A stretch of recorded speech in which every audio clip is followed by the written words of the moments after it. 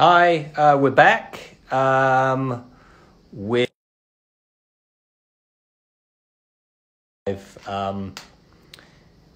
show, and I'm going to have for the second half. I'm going to have Itaal Shur and Genji Siraisi. So I see a lot of you guys are coming back on. So thank you for joining. Apologies that we had to switch.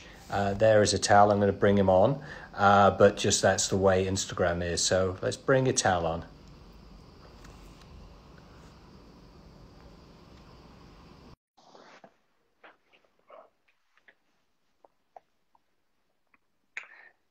He is coming any second. There we go. Itaal. Hey. How are you? Hey, Maurice. I'm good. Where are you? It looks very nice. I'm in Mexico, Puerto Escondido. Just tried to flee COVID for a little, but I'm returning to the States soon. Are you still based in Miami? Where are you based now? Yeah, basically, but kind of wanting to move to Europe as well, but we're in the process. COVID, I had some plans, but everything got switched up with COVID. So, yeah. So it's a little bit on hold.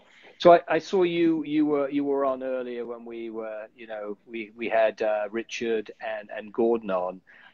And, I just want to let people know, we're having Richard, Gordon, Itaal, and Genji, four of the musicians who were part of the very, very early sound, but they weren't the only musicians. There's Jay, there's Jonathan, there was Josh, there was Fabio, there was Bill. I mean, I'm missing out a bunch of people, but, today we're really just talking about the really, really early days when we were we didn't know what the hell we were doing, basically. Yeah. And we I call it a very happy accident.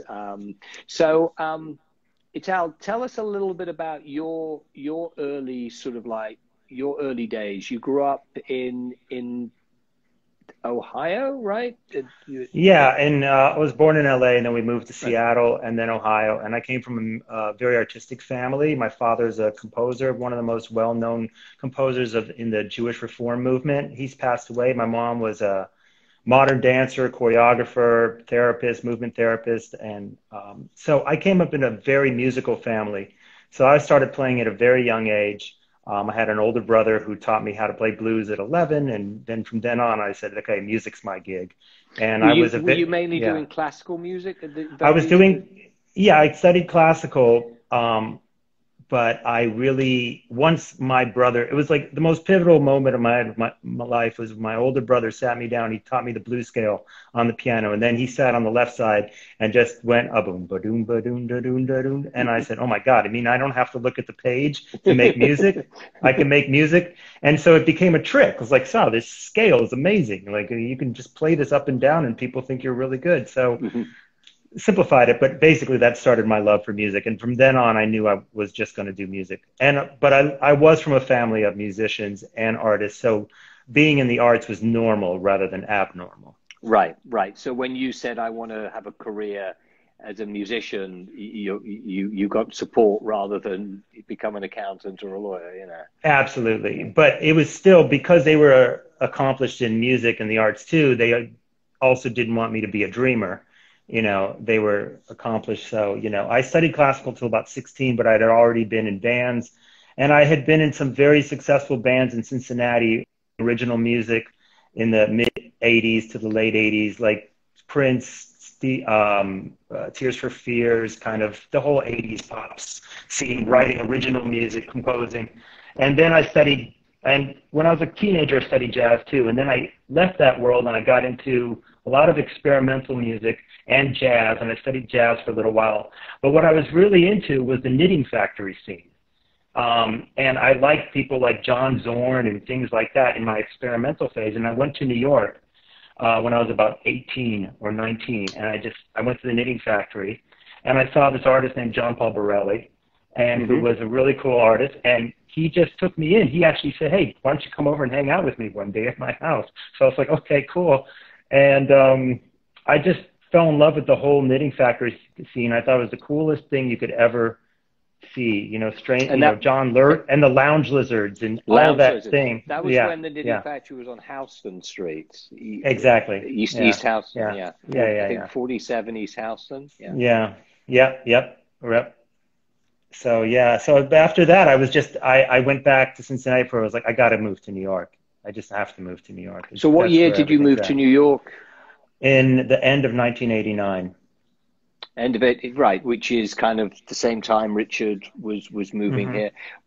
The first time I remember meeting you, Itaal, it was before I'd even started Giant Step. I was doing parties at the club MK, and Right. my thing was I was all about live music, so I would put Hmm. on bands on a Right. Thursday night at MK. Stretch Armstrong would play in the basement, and you were in one of the band. I do not remember the name of the band, to be honest with you, but Yeah, I I think just it's this remember. guy named David something, and he was, yeah, I played with him. Yeah, it was one of the many gigs I Cannot played. remember the name of the band, but Yeah, I yeah, just remember yeah, you were like, hey man, you were like coming up to me going, you got any more gigs? I could, and I'm like, wow, this guy's got, you chutzpah, like yeah. he's like coming up and like asking me for stuff, and I was like, all right, and then it wasn't until maybe a year later or something that I saw you Hmm. at Giant Step on the stage, Right, right.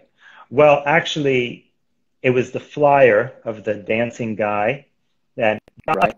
did recently, Jonathan Yeah, Rudnick, yeah. and that was the flyer that got me to Giant Step, and I came in there and it was Richard, um, and Smash, and a couple people, and I just remember seeing the sign, hip hop and jazz, and I was like, this is cool.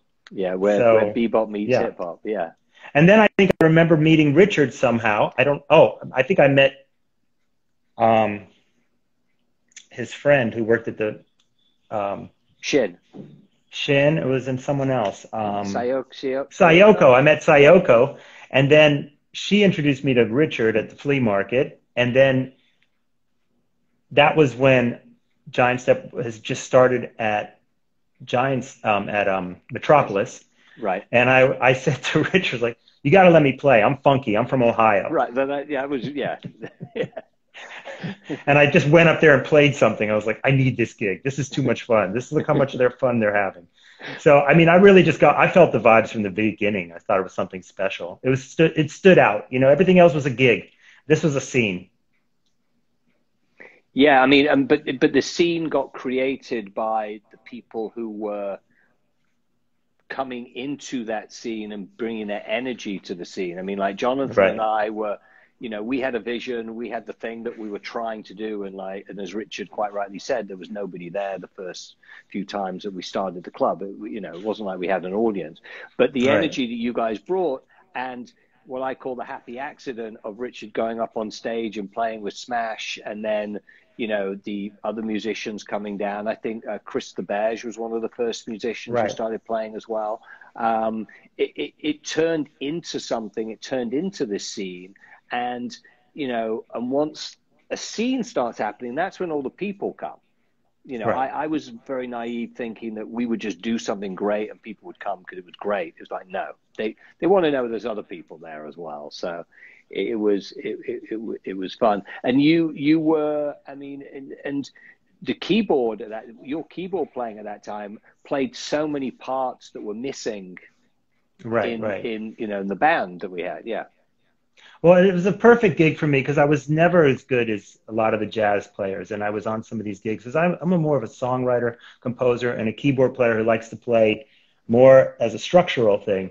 And I also felt that I could do a lot. I could play bass on the left hand, keys on the right, and I could act as a supporting element to this whole improvisation. And I felt that there was room for me to bring in arranging, on the spot arranging, which is something I really like. And that really helped, I think, bring some cohesiveness to it.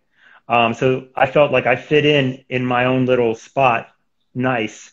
And there were so many great soloists. I mean, I never needed the solo. I mean, it wasn't even my thing.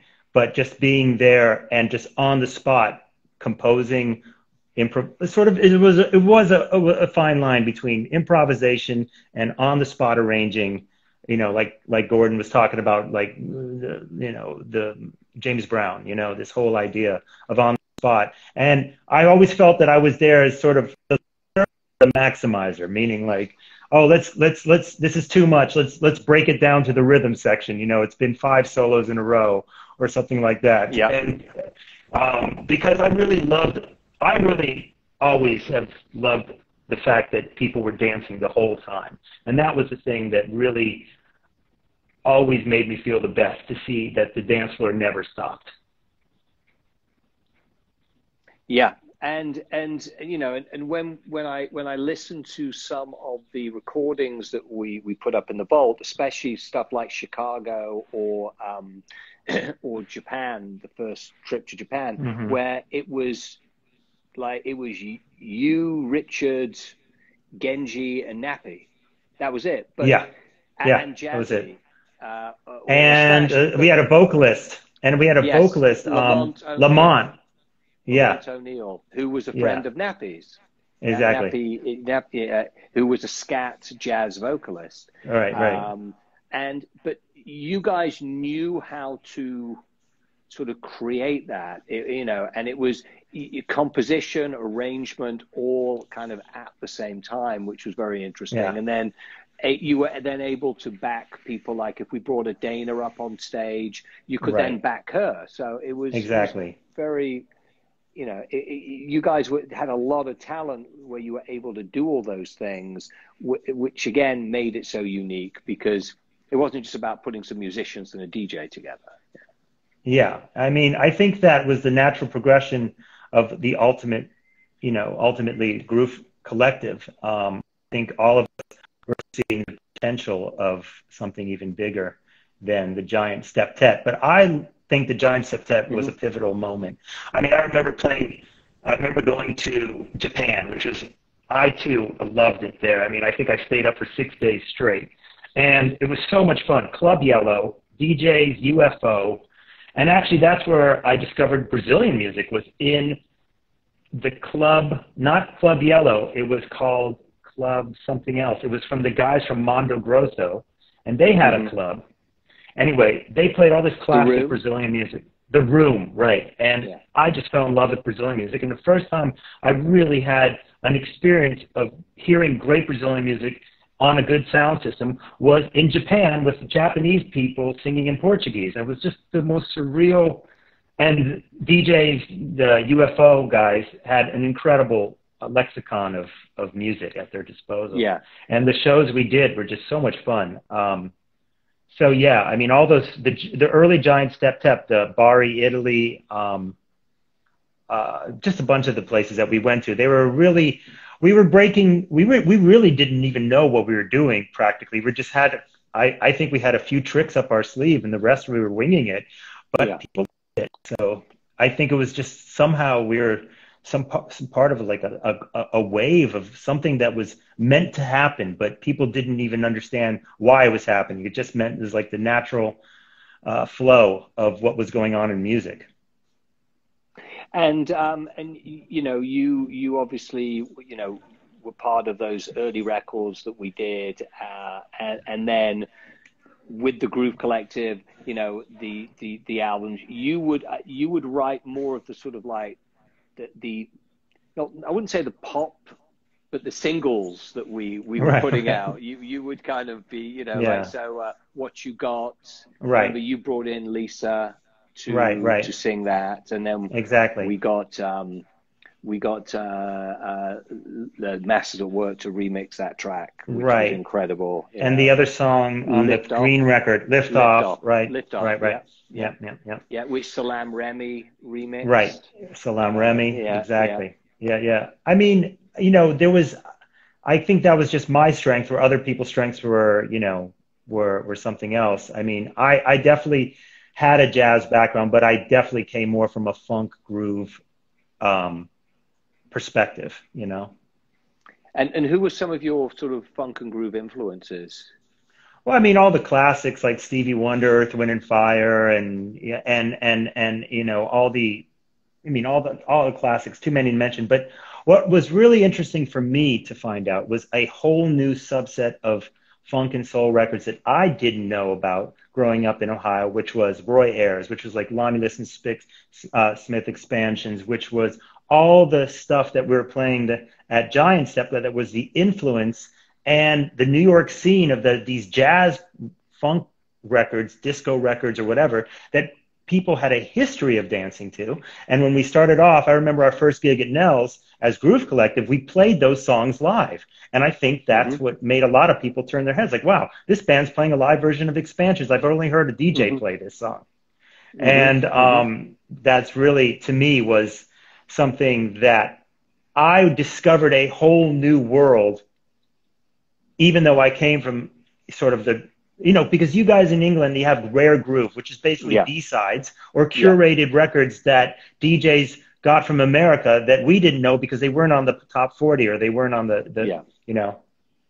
So, No, absolutely. And you know, Expansions was one of the tracks that I remember, very, very early tracks that you guys would play.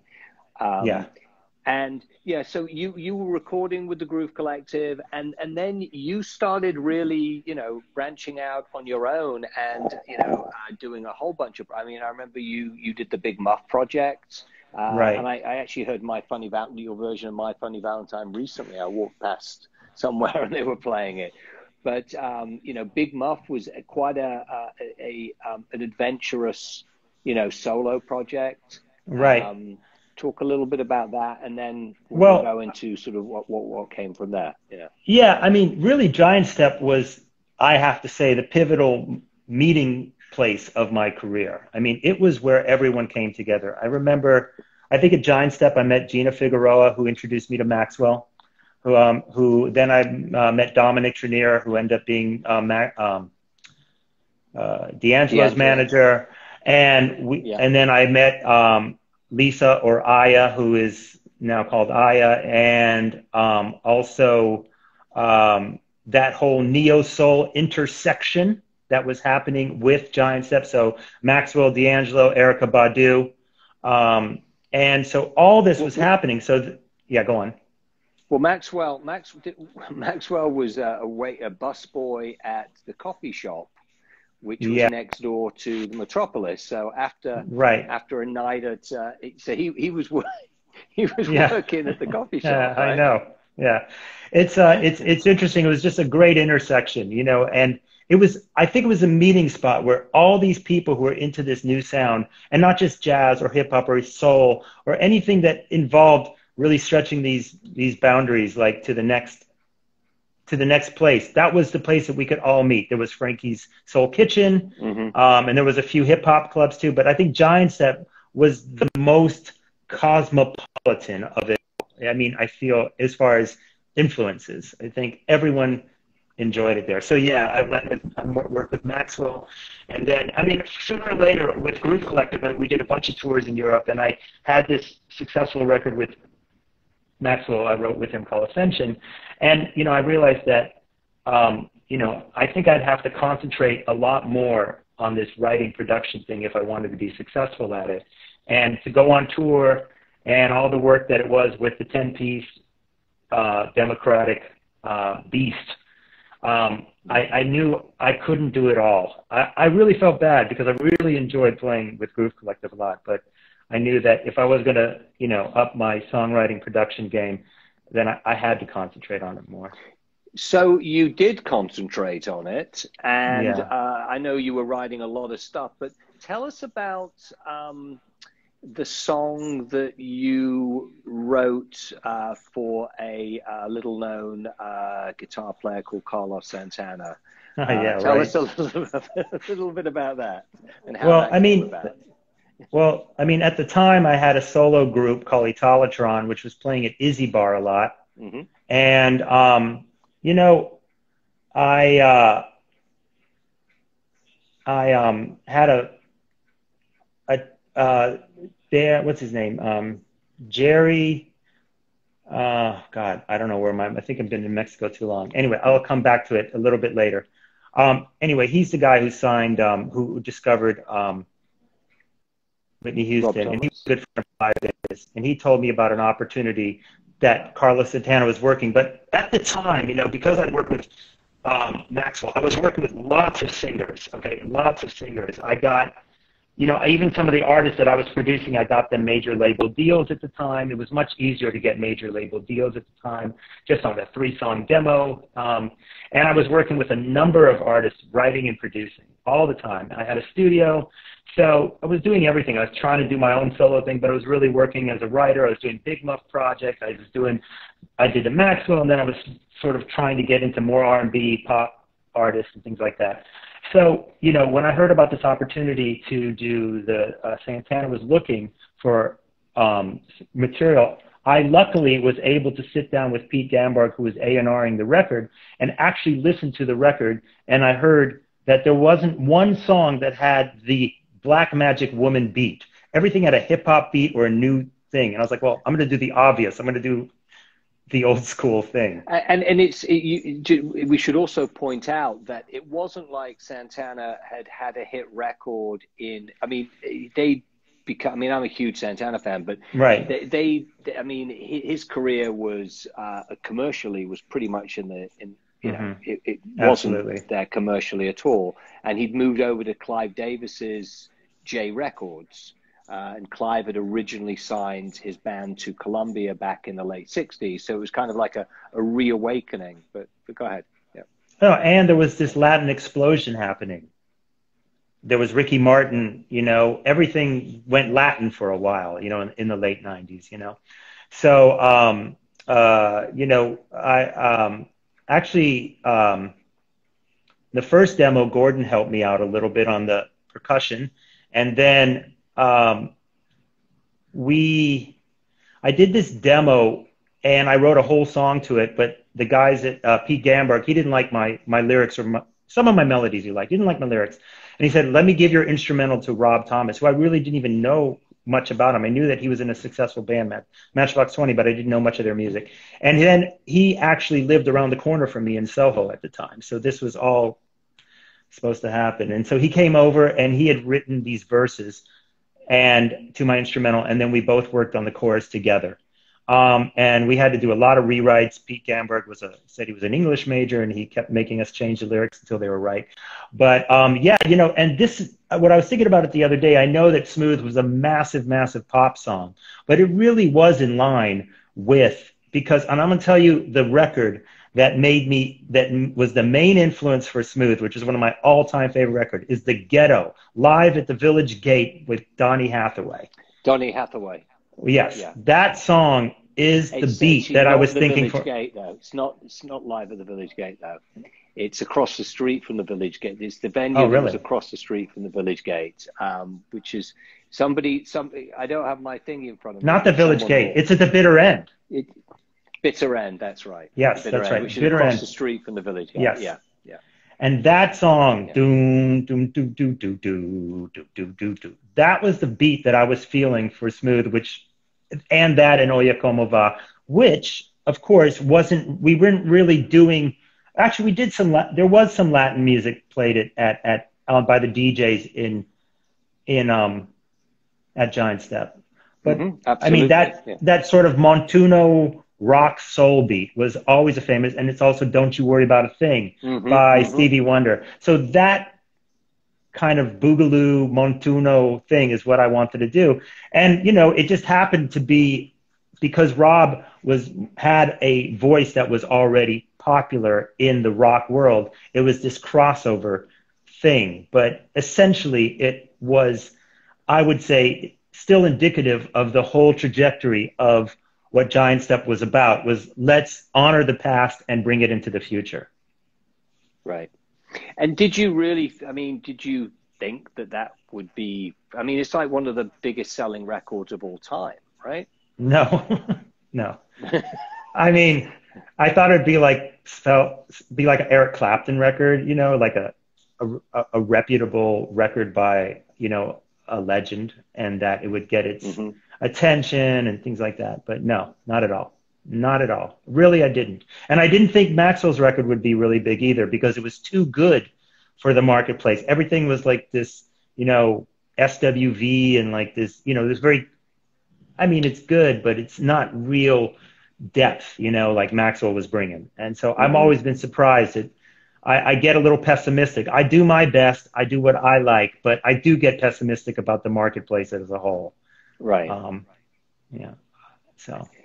So what have you been doing? We've got a couple of more minutes. What have you been doing, you know, since then? You've been traveling. I know you've been living in different countries. Yeah, I mean, I worked in the music business a lot. You know, I had another song that I wrote with Ronnie Rosa, Draco Rosa, which was nominated for Song of the Year in the Latin Grammys. And then again, he was nominated for Song and Album of the Year in 2013 because he did the same song with Ricky Martin. So, you know, I won the Song of the Year Grammy and was nominated for the other one. And in the meantime, I've worked with loads of artists, and I did a few solo projects and things like that. I have to say, honestly, around like the end of the 2000s, like around 2000, in 2010, I lived in Brazil for about a year and a half. But I was really noticing a shift in New York. It was really seeming strange, the energy. And I couldn't put my finger on it, but the gentrification and everything. And it's funny now in retrospect, I can understand what happened.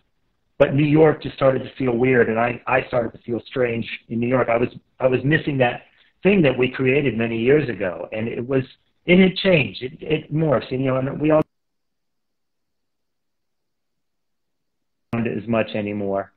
But I'm actually working. I still do a lot of music, but I'm also working something that's kind of cool in cryptocurrency right now, which might help the music business. So we're working on something like that with the dismal state of royalty distribution right now. I'm working with some people to see if we can better that for musicians. I don't want to talk about too much. It's not really developed yet, but That's I really think that can be applied. Yeah. Yeah, and I'm very, I hope you bought some Bitcoin as well. Yeah, definitely. I'm definitely on the investing side. I've been really keen on that. But yeah, I really do think that, you know, musicians suffer a lot right now because of the domination of the way their royalties are distributed. There is a company that my friend Fabian Assaltuni it's called Surround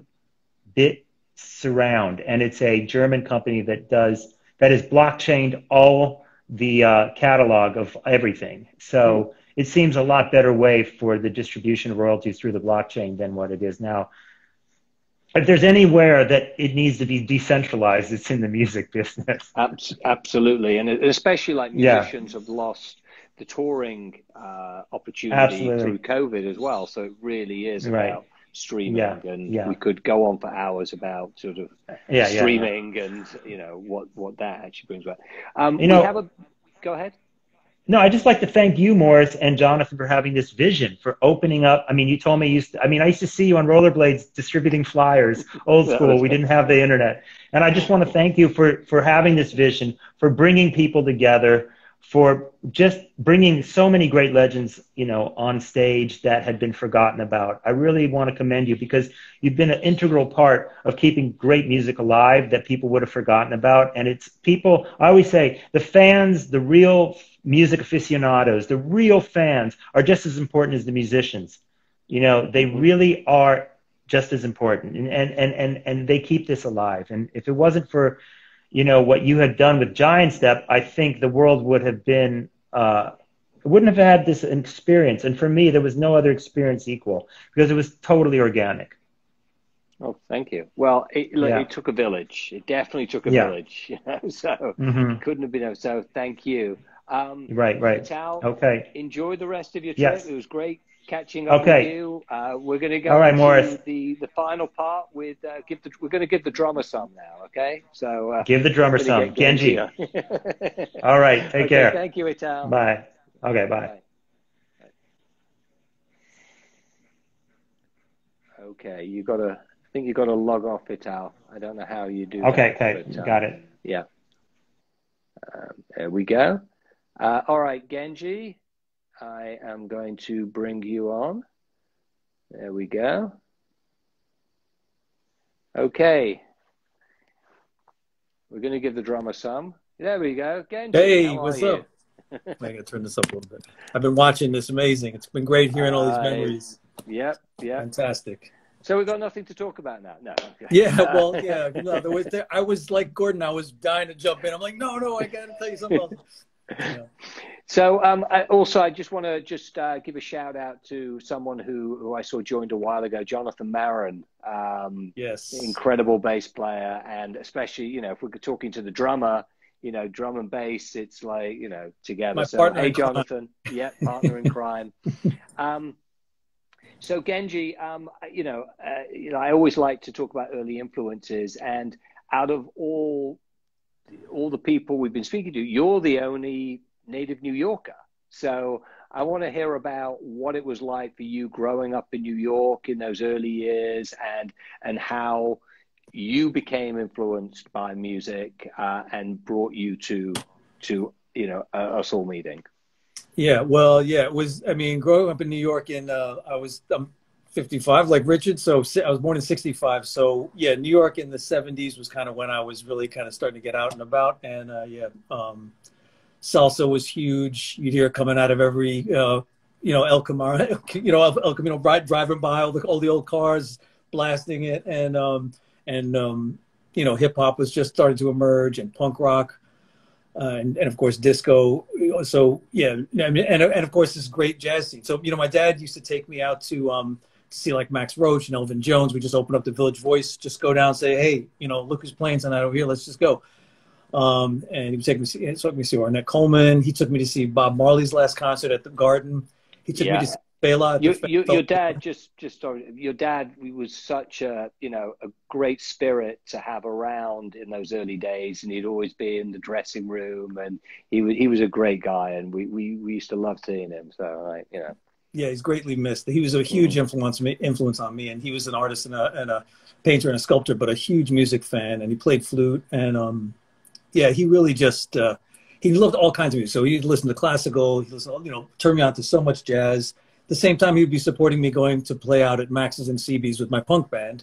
So, we were kind of really pretty much bridging the gap of the widest variety you could. And, of course, like John Cage and Bird songs and, Japanese no theater, so there's a pretty wide range there.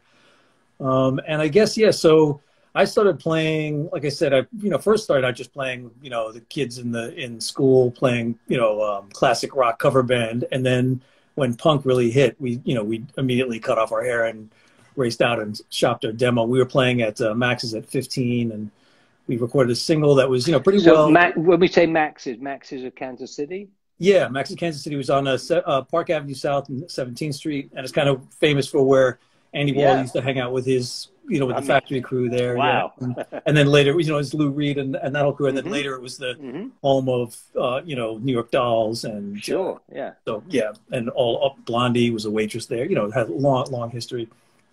So, so that was an amazing thing to be doing at 15, and kind of, really got I sort of just jumped into music then full steam. And then I ended up doing, I went to the Institute of Audio Research because I was very interested in production and recording, of course, being like a Beatles fan, and also in just looking at all the possibilities. And ended up, doing that in the 80s. Music started to get a little more, I was still playing with bands. It was a little more funk.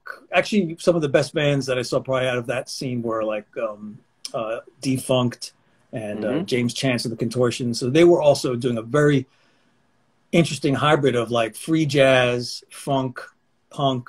Like it was a very, very, and bands like Conk, if you remember Dana Volchek. Of course, yeah. Sessions for a little while. It was Conk.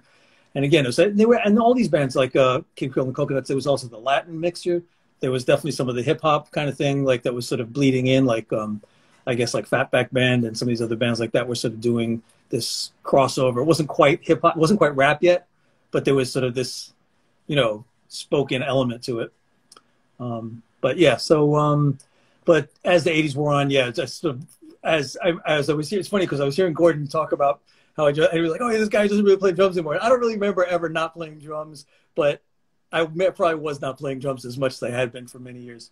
But and really just the way I came to Giant Step was just total random chance. I often think like, what would have happened if I hadn't moved to the East Village when I did, because I just happened to run into Chill Freeze walking by Tompkins Square Park, and he was like... And how did you know Chill Freeze? I knew Chill Freeze and Andy through, I guess, I was going to school in Brooklyn, and some of those kids were Manhattan kids, And so every once in a while I ended up. So you grew up in Brooklyn, right? Yeah, you grew up in Park Slope, but when Park Slope was not the Park Slope exactly, that we know today. Yeah. Yeah, I know. It's fun. It's amazing. It's such a nice place now. And I always joke, like when my wife and I were shopping for houses, you know, police, we were like, I was like, it took me 21 years to get out of Brooklyn. Now they won't let me back. You know, it's too expensive. Yeah, kind of. So we're in the Lower East Side anyway. So I feel like I've moved sideways, kind of. But yeah, no, back then Park Slope was pretty. I mean, I always tell people who know Park Slope now because it's unbelievable. There were packs of stray dogs would come down the street from Prospect Park. Cars were abandoned, you know, broken, smashed up, just left there. Like no trees on the blocks, just, you know, and it was, and gangs. Like I saw guys getting beaten over there with sawed-off shotguns, guns pulled, you know, car windows being smashed in, people pulling baseball bats out of their trunks. I mean, New York was a very different place back then, and especially around there. Yeah. So I mean, and I always say that, you know, definitely feel like that there's some sense of post-traumatic stress disorder. Like you never can fully, well, we didn't know that it was ever going to change. So, you know, you were living in a survival mode for, you know, and those formative years. And we would go, I remember parties where it was taken hostage by the neighborhood gang and they would just, you know, smash a beer bottle over someone's head and throw a TV across the room. And, you know, I mean, it just was like, and, you know, I guess I must've been like 13 or 14 at the time, you know? So, yeah. And you were going to high school in Manhattan? No, I was in Brooklyn. I went to St. Anne's. Actually, we're in the same class as Michael Diamond from the Beastie Boys. Oh, okay. We weren't super close, but we were both punk bands playing at Max's at the time. So we did, you know, cross paths. And so then, you know, you ran into Chill Freeze and Andy, and they were. Is that when they started asking you to play with repercussions? Well, right away, I hadn't seen Chill Freeze in, I don't know, years. And he was like, hey, you used to play drums, you know, I'm playing this band, we need a drummer. So the first time I went to see them was down at, I guess now is the, what is it? Is it El Clemente? It's one of those schools that's been turned into an cultural arts center here in Lower East Side now. And back then, you know, Lower East Side was also very different. Oh yeah, you're kind of taking your life in your hands. You go, and you know, it's just a raw space. I don't even know if it was legal. They just said the place was wide open, and I think you brought your own drinks or whatever. I'm pretty sure it was not legal. And it was a big open cavernous space, and they had a drum machine. And I remember, you know, Jill Freeze would start the thing, and I was super impressed. Loved what they were doing. The songs were great. So I immediately started doing that, which was super fun. And that's how I ended up getting to Giant Step, was because they were like, oh, yeah, we're going to Giant Step. You know, it's this party we go to. And you were already at Metropolis, I guess, by then. And, I was hooked the minute I walked in. It was amazing. You know, like everyone, just to echo what everyone's saying, I mean, it was a very formative time for me. And, I mean, it was just an amazing vibe. The people that were there and the cross-section of people and the music, you know, it was just fantastic. It's fantastic. And kind of once you came along, Genji, I mean, like you kind of completed the repercussions sound in the fact that they finally had a drummer and it could, you know, they could create a much broader and fuller, you know, rhythm and sound. And then also with, you know, the Giant Step posse stroke septet, eventually Groove Collector. I mean, it was then a band, you know, you, Jonathan, and you and Jonathan, it kind of, you really did seem to kind of click in a very sort of symbiotic way, which was, I felt very, very unique. Talk a little bit about that. So, I mean, Jonathan's one of those players. I mean, he makes it really easy. I mean, he's just such a great player, you know, and his tone, a lot of it comes from, you know, well, it's just, I mean, you know, it's hard. It's not just one thing, obviously, you know, what makes a musician great.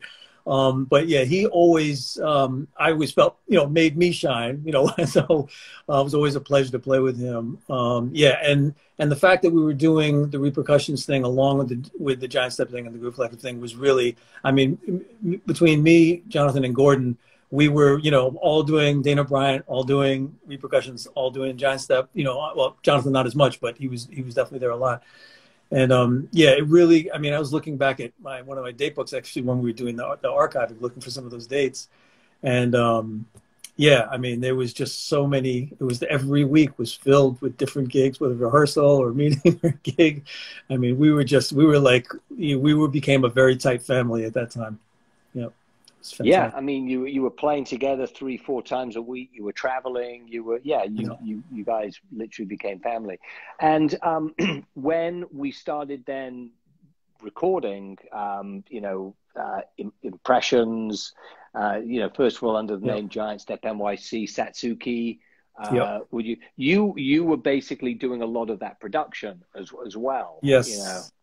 I've got a good story about, I mean, it's like my memory of that is kind of fond. And because I remember being, okay, so you have to realize too, this is back in the day before we had DATs or any other, cell phones or any way to play. So I had a 2-track reel to reel, and we had worked on this track. And I remember asking, do you think I can come in and play this track? And the only way I could really do it was by bringing this 2-track. And, you were gracious enough to say, yeah, let's hear. I think I must have played you the cassette first at the office. You said, yeah, okay, bring it down.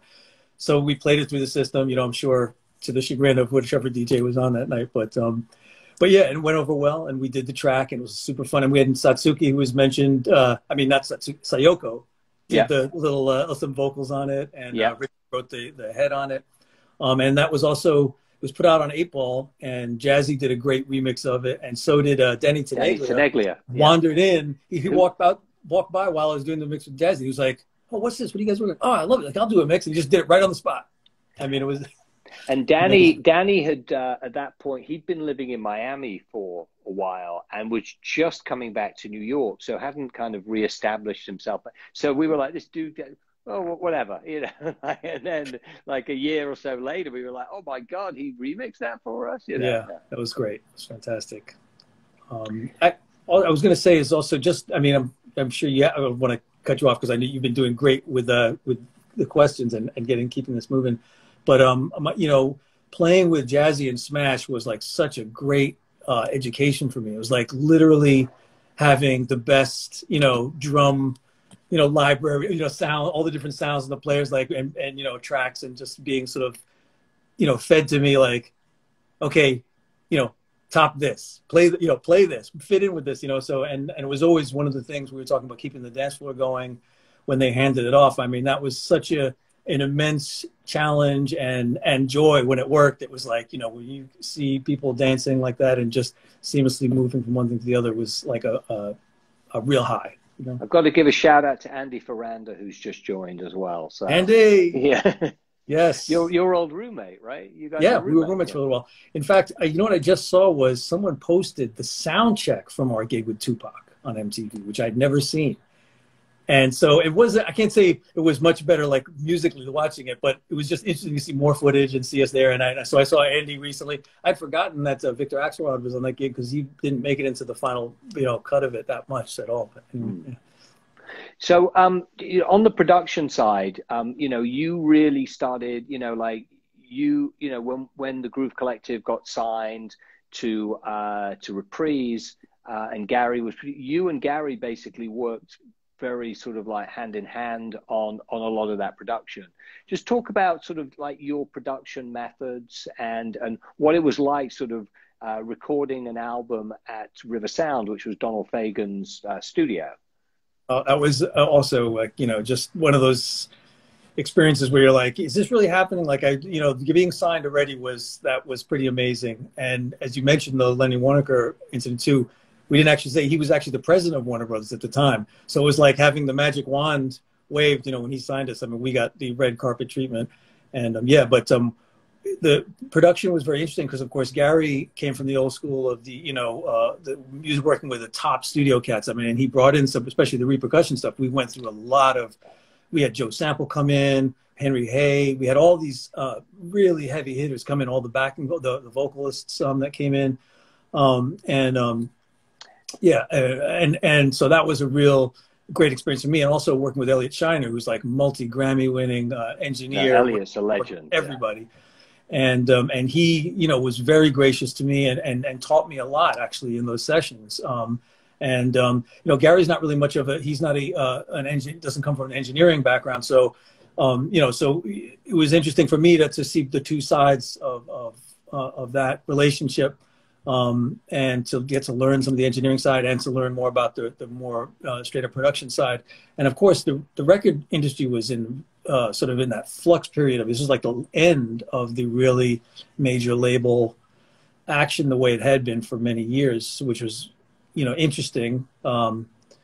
Of course, so yeah, a lot of the things that I learned actually ended up changing pretty rapidly and radically in the 10 years that followed that. But also Gary and Elliot both were completely new to the idea of sampling or DJs or anything like that. So I would bring my MPC 60 and we would put down some beats for a couple of, like some of the tracks we have programming on in Group Collective on that first record. So you were teaching them, and then also with the repercussions when we brought Bob Power in to mix the record. Right. So that was another working with a legend like Bob. Absolutely. Yeah, exactly. Yep. And it was funny. They would say, did I earn my, Elliot and Gary were like, I'm going to earn my street badge today. We'd have them like turning up we know you got to get the 808. It's got to be booming. He's like, my street badge. And Elliot was always like, I mean, he's so, so much skill and talent and a reference, of all of these years of work to know, like, okay, if I go more than, 0.5 dB at 30 hertz or 60 hertz or wherever it is, it's not going to be acceptable to the cutting lathe, when we get to the master, they're going to, so it was a hard, because of course we're listing all this hip hop on these, the systems that are like crazy booming, and we want, got to make it crazy and loud, and definitely convinced them to do some things they weren't sure they should be doing. Richard mentioned something about Elliot's face when you put you mic the drums through a guitar amp. Right, there's definitely that. They did agree to let me put a monitor in the. I said, one of the things that's really different about what we're doing is usually when we're playing, like at Giant Step at the club, the system is really, that's feeding back into the whole, the vibe of playing in an isolated room is a very different thing. So we experimented with that, and we did get some of that in there because it was some of the low end feedback actually kind of like as part of the sound that we were missing within the clinical studio environment. But anyway. Actually, Smash just asked a question, and wondering if you know the answer. Who came up with the concept of the cover for the first Groove Collective album?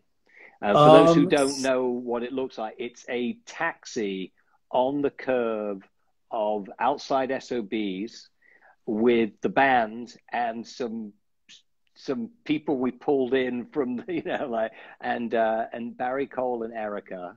Myself and Jonathan, but who came up with that? Do you remember who came up with that? That's concept? A good question. I think I'm not 100% sure. I definitely. I mean, it's such a great New York moment because it's like the cab driver, and I think Fabio's playing the cab driver, right? And we wanted Fabio as the driver because he only had one arm. Richard was under the car, right, with the broken bike, the cassette flying.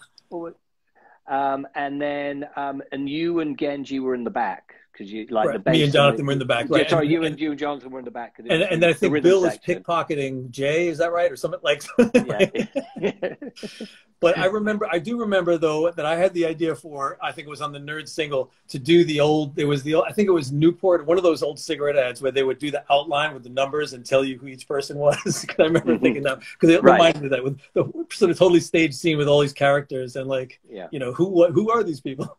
Yeah, but we did actually we asked the taxi driver if he would let his car be on the sidewalk so we could do the photo shoot, and we just said, put your meter on, so you don't have to drive anywhere. Just put the meter on, and we'll pay you. And he agreed. Yeah. And we got the Twin Towers in the background, and they're kind of all. We drew those in. Yeah. Right. Because you couldn't actually see the Twin Towers. We got those drawn in to make. Yeah, and Itaal's brother did that artwork. Limor did it. Limor, David Chinaman from UK did the photograph. Yeah, that was amazing. That was classic times. Any sort of like memories or thoughts you want to share? We have about 6 or 7 minutes. Oh my God, it's gone by so fast. Yeah. Man, it's so many great memories. Okay, playing at Dave Mancuso's loft, as a legendary thing, to be a part of. I'm just like, when I look back, I'm like so glad that we have any connection with that. All the tours were great. Bari, I remember that. Italy was fantastic. The Club Yellow tours. So many great nights. Metropolis really was I think Richard was saying, the highlight of the time of doing the Giant Step nights was probably there for me. But Supper Club, I mean, again, playing with Tupac and then all the Red Hot stuff. I mean, we got, a chance to play with Lester Bowie, and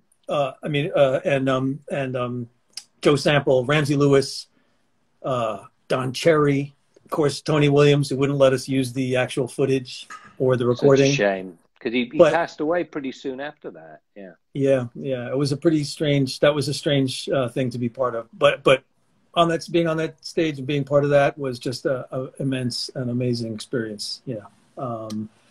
Again, a lot of my experiences from before that were solidified at Giant Step in terms of the sheer diversity of music and how it really can bring people together. And it's really affected, where I am today too, and continues to be a major part of that. Well, let's talk about where you are today, because you're working on a very, very interesting project, and I'd like you to talk a little bit about that and explain, what you're working on. Right. So, really, like I said, it is actually it made perfect sense after Giant Step and Groove Collective. And by the way, Groove Collective is still playing every so often. I met with Itaal, Richard, and Gordon, and Jonathan, and myself, all been Zooming, or especially earlier on in the pandemic. We've been in touch, and we had a recording from a few years ago that we did just before Gordon left for Germany. And we keep trying to finish it up and whatever. So hopefully there will be some more stuff with those guys coming out. But yes, what I've been working on is this project that's a museum of New York City music history.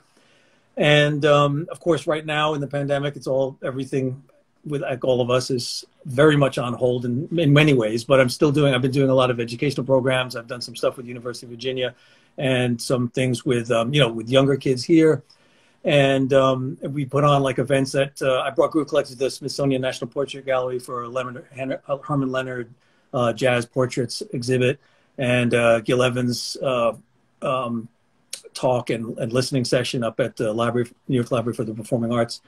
But really, it's amazing to me that there is not a New York City Museum of Music. I mean, and really, I mean, the idea of it being New York history is kind of a trick, really, because everything has some connection. So you can almost connect any piece of music in some ways to New York. But just the history is just extremely interesting and rich, and it's brought me all the way back to looking at the Black and Tans and the Dives back in the 1860s. I've been reading this book, and I mean, they were transgender.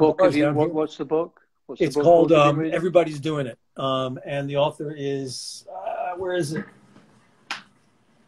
Right here, Dale Cockrell. Yes, great. It's a very interesting book because it talks all about how there was so much multicultural mixing going on. That this is all pre-ragtime, pre-jazz. You're talking about Irish fiddling and piano playing and bones playing and all these and so it's hard to imagine. But there were these things called concert saloons and and the dives were literally you'd open up the grates, the basement grates, to go down, and that's why it was called a dive. And the Black and Tans were where you would find, white people and black people mixing together. And it was like, oh my God. Yeah. And so they would, basically all of this history is written from the perspective of all of these very conservative groups that were trying to shut them down, the police and so they would send people in and write up all the things they were seeing. So it's pretty interesting. It doesn't make it into many history books. And of course the music is really lost. There's these descriptions of the music, but, and essentially a lot of what it was taking, a lot of it was mixed with obviously sex trade, and also taking songs and putting bawdy lyrics and taking popular songs. And so it's very interesting because, that sort of carries on to a lot of the hip hop stuff in the early days of that before it was really, codified, a lot of it. And is there a website that people can look at? Yes, momentnyc.org, Museum of Music and Entertainment in New York City is momentnyc.org. And and we're on Instagram and Facebook. Mostly on the Facebook page, I'm curating things that I'm finding on Facebook that are related. So there's a lot of stuff there. The Instagram stuff is more the events and things we've been doing or that I'm directly related with.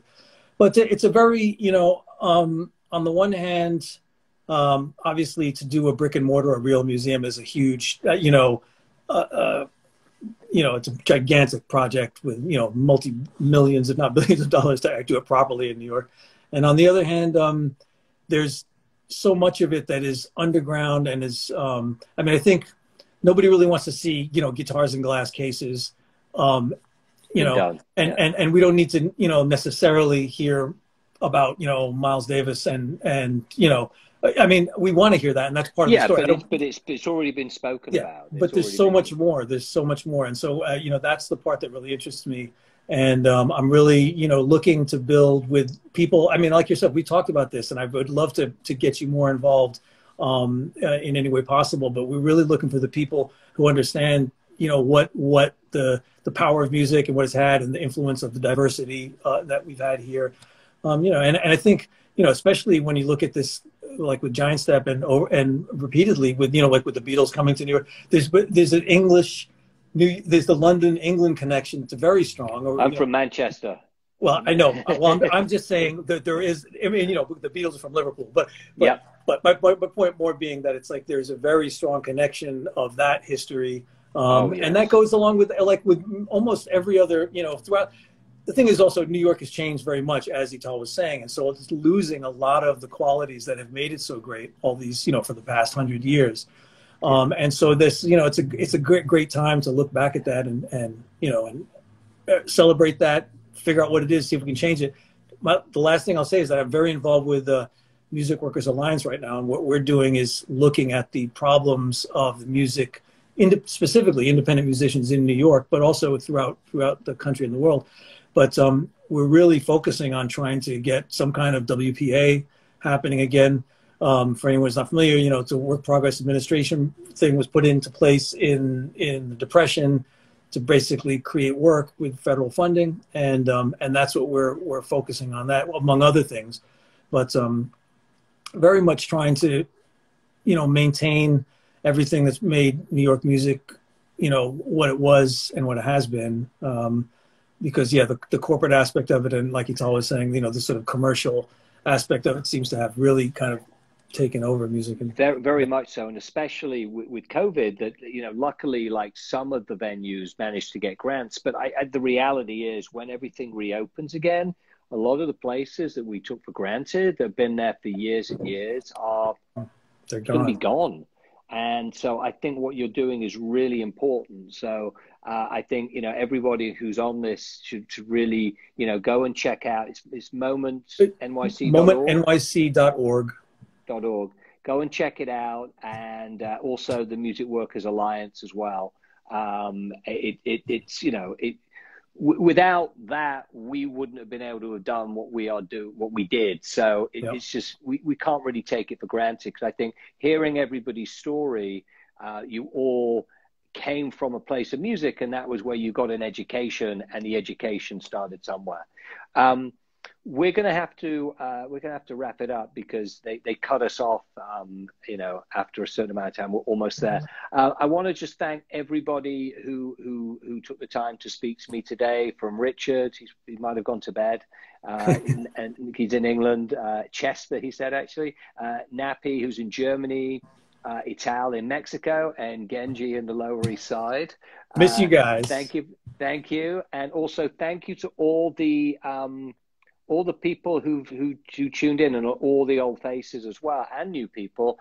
And just keep supporting great music. Go and check out the Vault, giantstep.net Vault. You'll see all the stuff we talked about. And everyone stay safe and be well, and hope to see you in the real world sometime soon. Good night. Thank you. Thank you so much, Maurice. Bye-bye. Great to see you. Take care. Thank you, Genji. Bye-bye.